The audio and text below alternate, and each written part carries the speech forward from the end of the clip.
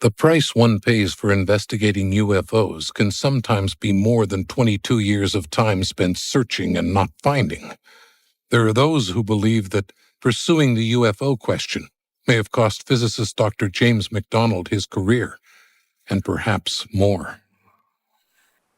And by 70, see, Daddy committed suicide in 71. So there was the big August 24th.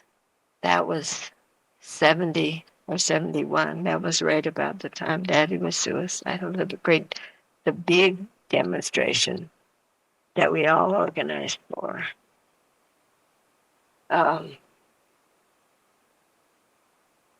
So that was, Holbrook was still here when all that happened. And Daddy was doing the SST work then too.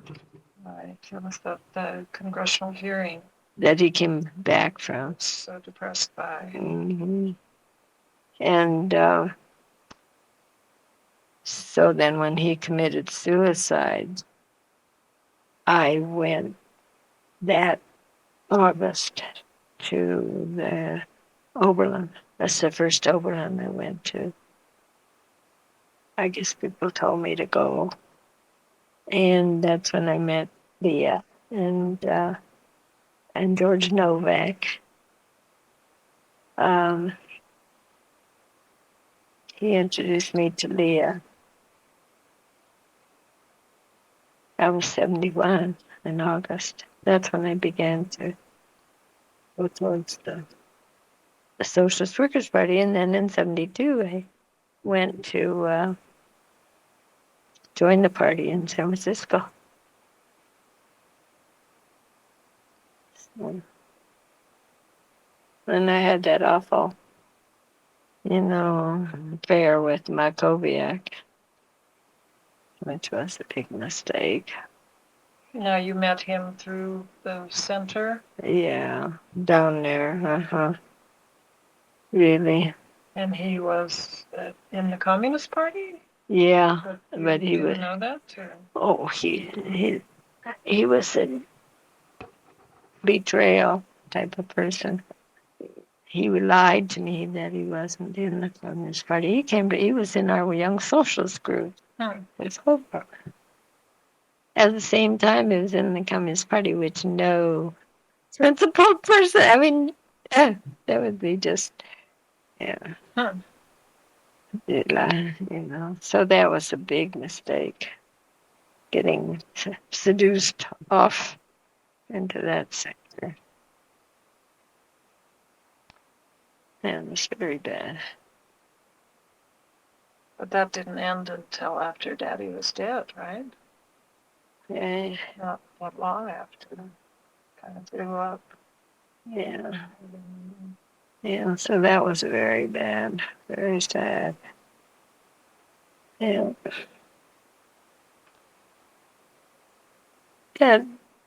Daddy used that as an excuse to commit suicide, but he was suicidal. Anyway, that was. Was he in a kind of suicidal period before that happened, or did that kind of trigger it? Well, before that, he was still. Yeah, he was suicidal. Was he having another one of his work slumps? He couldn't work? Yeah. Mm-hmm. So that was all very sad, very hard, very difficult period for everybody, I'm sure. Dr. James McDonald was a good example of what ridicule can do to people who are involved with UFO research, especially they have credentials. Devoted a good part of his life to investigating UFO reports, sightings, writing them up, speaking at scientific and non-scientific groups all over the country and in different parts of the world.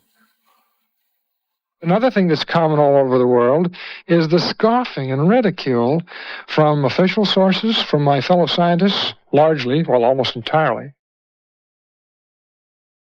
He was respected by UFO researchers, but his peers sort of looked askance at what he was doing. when he was a witness or giving testimony at congressional hearings on what the SST, the supersonic transport, might do to the ozone layer, one of the congressmen brought up the fact that he was interested in UFOs and researching UFOs, and sort of made a fool out of this very brilliant man. No one can say with certainty what it was that finally broke James McDonald's spirit.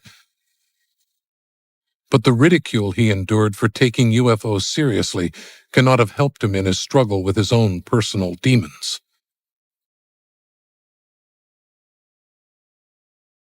In the early morning of June 13, 1971, Dr. James McDonald walked into the Arizona desert. An hour before dawn, he put a gun to his head and ended his life.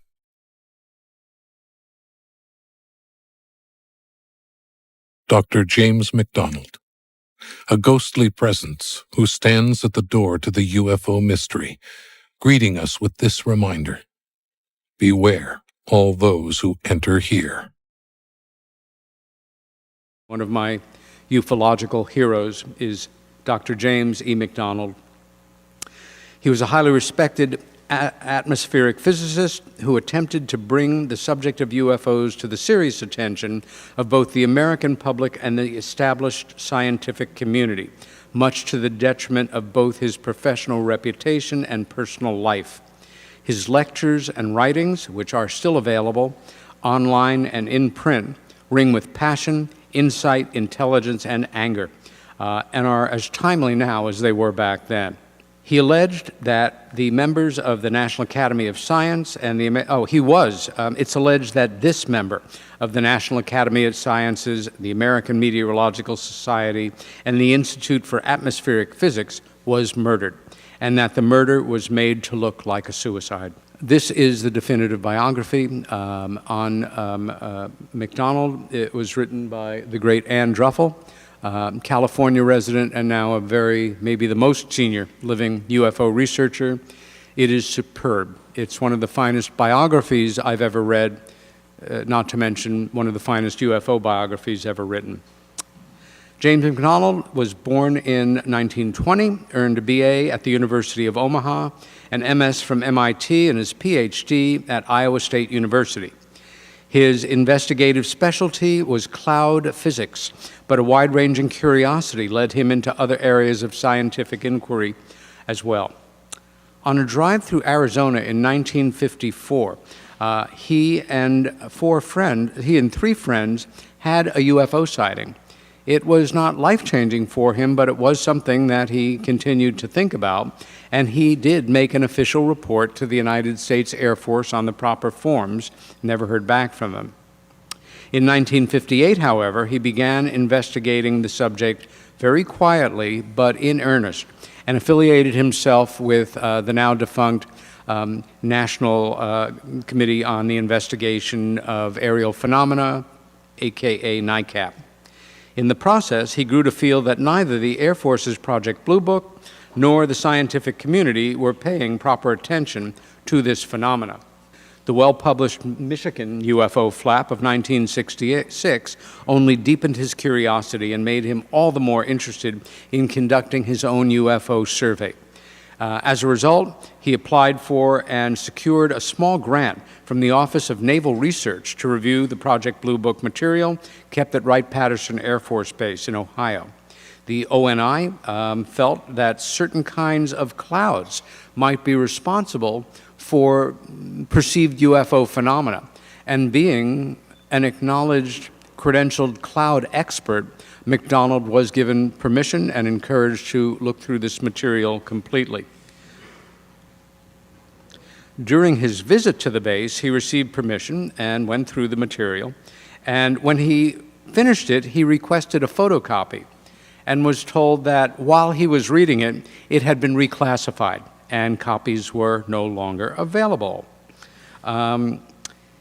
It proved to him, deductive reasoning, that there was something that they were covering up and that more work needed to be done in this very important area. Well, Dr. J. Allen Hynek, who is one of the great heroes of ufology, who was so famous in his time that he plays himself in the final control room scene in Close Encounters of the Third Kind. The guy that looked like this wasn't an actor looking like this, it was him. However, from 1952 until about 1970, the great Dr. Hynek was a shill for the CIA. He was living a double life. He was head of astronomy for Northwestern University, and he was also involved in disseminating propaganda, putting forward nonsensical theories like swamp gas, and in codifying all of the bullshit and debunking in the very now famous 1952 or 1953 Robertson panel meeting. Well, during the visit to the base,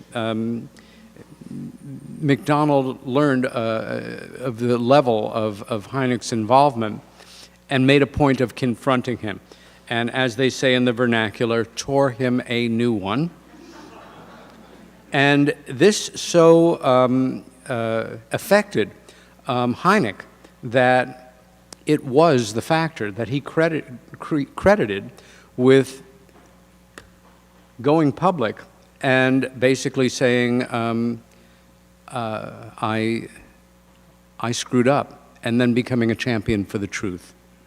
Jacques Vallée, still one of the most important voices in the work, was impressed enough with this newcomer's resolve that he later wrote, "It is clear that an entire era has come to an end. This man has many contacts, many ideals, and he is afraid of nothing." From that point on, almost all of McDonald's life work was dedicated to proselytizing about this, meeting with official scientific groups, press organizations, and pounding away at the fact.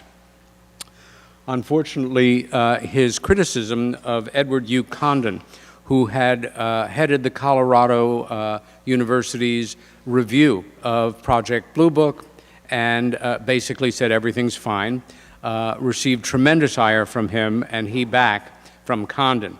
But it was Donald K. Menzel, the godfather to arch-debunker Philip Klass, who really came after him after he came after Menzel. Menzel lived an ultimate double life. He was the head of Harvard Astronomy Studies and, as Stanton Friedman brilliantly established in research years ago, also a very loyal member of the American intelligence community. The forces were arrayed against Dr. McDonald.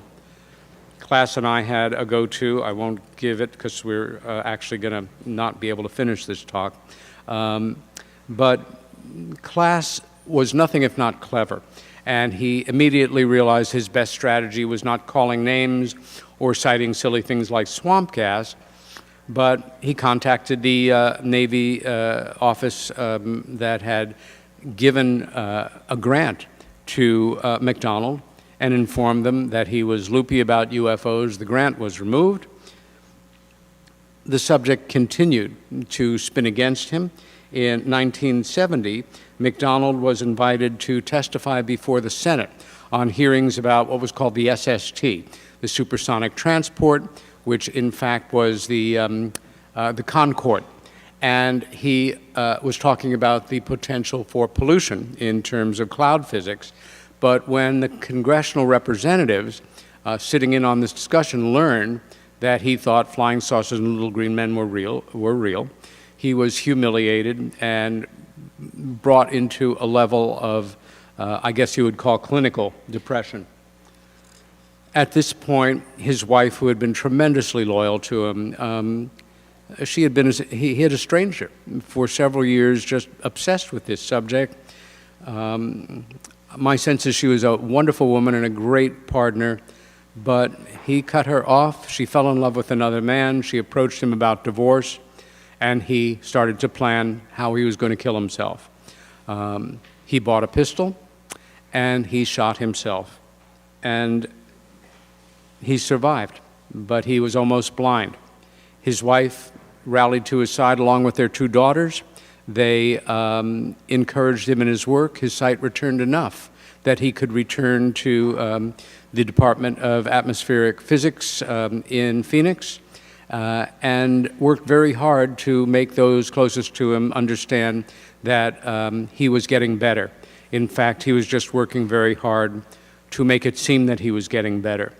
And on Tuesday, May 13th, 1971, he left work, had the cab driver drive him into downtown Phoenix in front of a pawn store, could see enough to walk in and buy a gun and some bullets.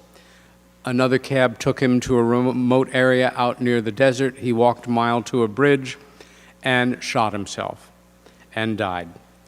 I can only say that while Dr. Menzel and Edward U. Condon and Philip Klass did not pull the trigger, they contributed to this man's death as much as they had.